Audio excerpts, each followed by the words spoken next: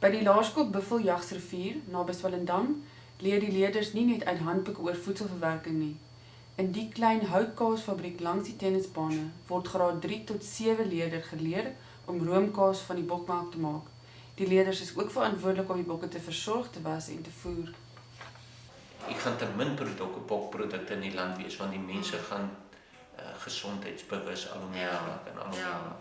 En wat ons nog baie belangrik is van bok, die vette in die bokmelk is oplosbaar, wat dit nie in bees melk oplosbaar. So dis oor die algemeen net gesonder. Dis baie gesond. Ja. En jou vrou is ook 'n juffrou hier. Sy is ook 'n juffrou, sy gee Engelsie en sy gaan nou vir julle die kaasmakery wys. En dan, wat is die heel eerste stap? En dit doen meneer ook, want julle weet wat dit is, want julle is nie saans hierdie, want meneer bel ons in die aand. Ja, Anishaatjie, wat doen meneer heel eerste? Hy was hande, Ja, alles Hy sit die melk, hy sit die melk in die emmertjies en dan gooi hy 4 kaartjies aan kultuur uit. Kultuur, en wat gooi jy nog by? Rennet. Nou wie kan vir my sê, wat doen die rennet? Dis eintlik die, wat doen ons dit die strengsel? Wat maak dit? Hy maak die uitmaak. Hy maak dit. Waar kom hy tot daai strengsel vandaan? Juffrou uit die lammetjie se maag uit. Van 'n kalfie se maag uit. En wat maak daai rennet dan? Wat maak dit in die kalfie se maag? Dit maak dit dik. Ja, dis wat dit maak. Ja, dit maak dit soos yoghurt. Dan gooi ons, wat val daar af heel eers? Wyn.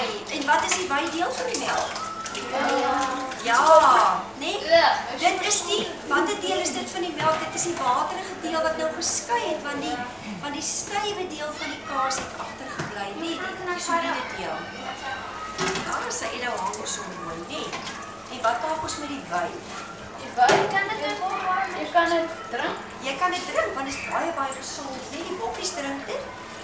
En jy kan hulle maak ook sietkooldrang vir dit, maar ons gooi dit in 'n kinderraggie sit vir die bokke, nee. Ja, dit is lekker om in so skool te wees waar jy bokkaas gemaak met die bokkeskou en jy kan alles doen wat amper soos 'n boereskool waar jy kan boer met die bokke.